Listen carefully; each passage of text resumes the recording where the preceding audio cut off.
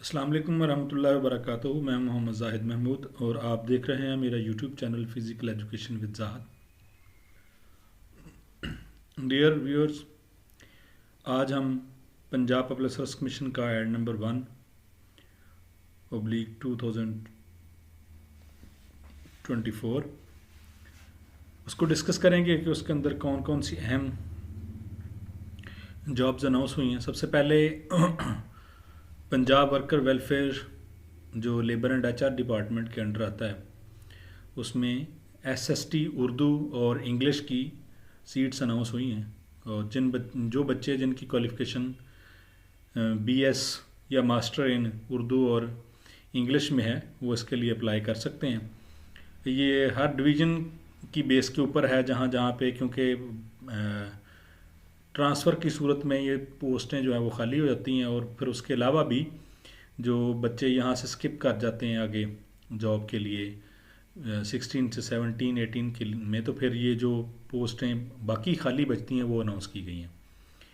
तो यहाँ पे हर डिस्ट्रिक्ट की, कह लें कि ननकाना साहब है, गुजरात, वज़ीराबाद, मुल्तान, जिस जोन की, जिस रीजन की सीट है, डिवीज़न की है, वहाँ के लोग इसके लिए अप्लाई कर सकते हैं। इसका भी तरीक़ाकार पेपर पैटर्न वही है कि 80% सब्जेक्ट रिलेटेड और 20% जो है वो आपका जनरल एबिलिटी, जिसमें general knowledge, Pakistan study, mathematics, computer, English और बाकी जो करंट अफेयर के इश्यूज़ हैं वो शामिल हैं।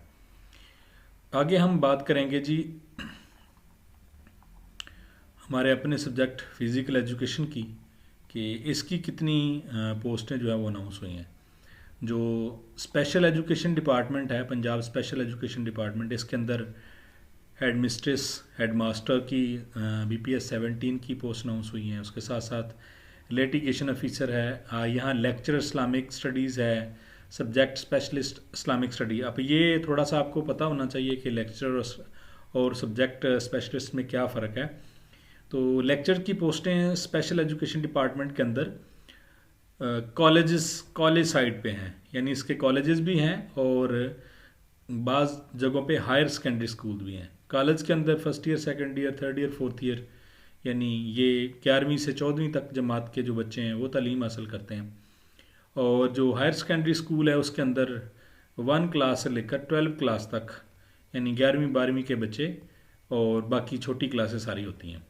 तो जो SS हैं, सब्जेक्ट स्पेशलिस्ट है, वो हायर सेकेंडरी स्कूल में उनकी ड्यूटी होगी, और जो लेक्चरर हैं वो जो कॉलेजेस के अंदर अपना टीचिंग की जो ड्यूटी है वो परफॉर्म करेंगे।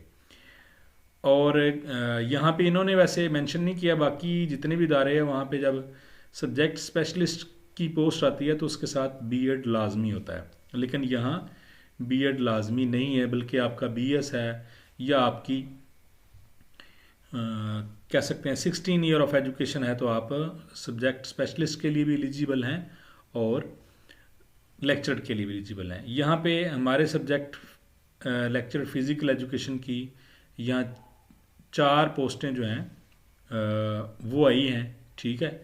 तो इसमें यही है कि मास्टर इन फर्स्ट डिवीज़न या ग्रेड B है आपका फ़िज़िकल एजुकेशन, या इक्वलेंस में BS भी है आपका,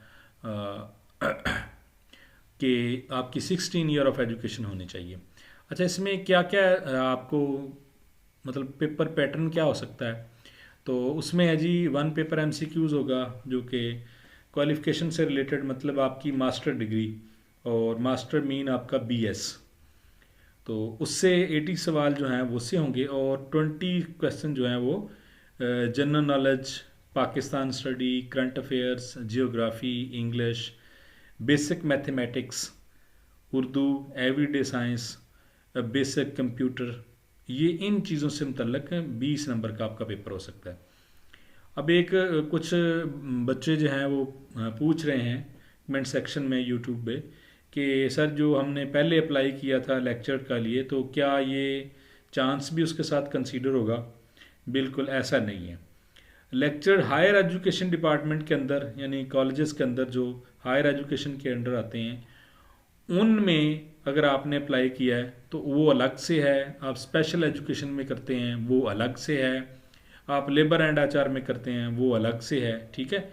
तो यानी एक पोस्ट के ऊपर आपके 3 चांसेस हैं। अगर आपने हायर एजुकेशन के अंदर पहले 2 चांस अवेल कर चुके हैं तो यहाँ आप इस सीट के ऊपर आप 3 चांस अवेल कर सकेंगे।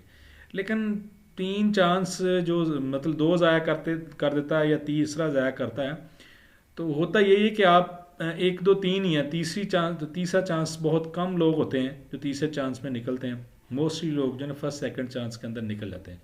क्योंकि देखिए ना, ये सीट्स आती हैं अब तकरीबन 2-3 साल के बाद लेक्चर की। तो अगर आपने पहली दफ़ा किया, दूसरी दफ़ा किया, तो 2 दफ़ा आपने अगर टेस्ट दे लिया है तो थर्ड बार तक आपका काफ़ी टाइम गुजर चुका होता है, मतलब 2-3 साल। और जो लोग उस सब्जेक्ट से टच रहते हैं, यानी सब फर्ज कर लें कि वो किसी प्राइवेट सेक्टर में या यूनिवर्सिटी के अंदर या कहीं पे भी वो एज अ प्राइवेट या विजिटिंग पे वो पढ़ा रहे होते हैं, तो फिर तो वो अपना जो इल्म कह लें उसको और आपकी जो कैपेबिलिटी है तो उसको कंसिस्टेंसी के साथ मेंटेन कर पाते हैं। तो वो तो सेकंड चांस हो थर्ड हो तो उनके चांसेस होते हैं कि वो इजीली अपनी सिलेक्शन करवा सकें। लेकिन जो लोग टेस्ट दिया छोड़ दिया, फिर जब कभी ऐड आया फिर आपने बुक उठाई और फिर पढ़ना शुरू किया, तो ऐसी सूरत में फिर बड़ा मुश्किल होता है कि इतने सालों का गैप जो है वो कवर नहीं होता। अब अगला सवाल है कि इसकी तैयारी कैसे करनी है। जो सबसे अहम सवाल है कि हम तैयारी कैसे करें। मैं 12 कह चुका हूँ कि आप किसी HEC का ले लें, किसी यूनिवर्सिटी का जिससे आप पढ़े हैं। आप पंजाब यूनिवर्सिटी से पढ़े हैं, GC से पढ़े हैं, BZU से पढ़े हैं, इस्लामी यूनिवर्सिटी से पढ़े हैं, या सो ऑन किसी भी यूनिवर्सिटी से जहाँ से आप पढ़े हैं, आप उसकी BS की स्कीम ऑफ स्टडी लें। उसमें आपके जो सब्जेक्ट हैं फिफ्थ सेमेस्टर से तो ऑनवर्ड्स सारे के सारे ही आपके फिज़िकल एजुकेशन के सब्जेक्ट होते हैं, लेकिन फर्स्ट 4 चैप्टर के अंदर भी 1-1 2-2 सब्जेक्ट फिज़िकल एजुकेशन का होता है। तो ये कुल मिलाकर 25 से 30 सब्जेक्ट बन जाते हैं। आप इनको लें। इसमें से पहले तो जो ये डिवीज़न करना थोड़ा सा मुश्किल है कि आप किसको अहमियत दें किसको ना दें, लेकिन BS के अंदर लिखा होता है कि जो आपके मेजर सब्जेक्ट्स हैं, माइनर हैं, फाउंडेशनल हैं या ऑप्शनल हैं, उसमें आप अगर आपने पहले कोई टेस्ट वगैरह दिया है तो आपको अंदाज़ा होगा कि रिसर्च है, स्पोर्ट्स न्यूट्रिशन है, स्पोर्ट्स कोचिंग है, स्पोर्ट्स ट्रेनिंग है, स्पोर्ट्स बायोमैकेनिक है, स्पोर्ट्स इंजरीज़ है, फ़िलासफ़ी ऑफ फ़िज़िकल एजुकेशन है, साइकोलॉजी है। तो ये सब्जेक्ट जो हैं इनसे ज़्यादा पेपर आता है। तो इसलिए कोशिश करें कि पहले जो आपके अच्छे सब्जेक्ट हैं उनको जो मेजर सब्जेक्ट हैं उनको पहले तैयार करें और बकिया जो सब्जेक्ट हैं उनकी बाद में तैयारी करें। तो इस तरह आप एक अच्छी तैयारी कर सकते हैं।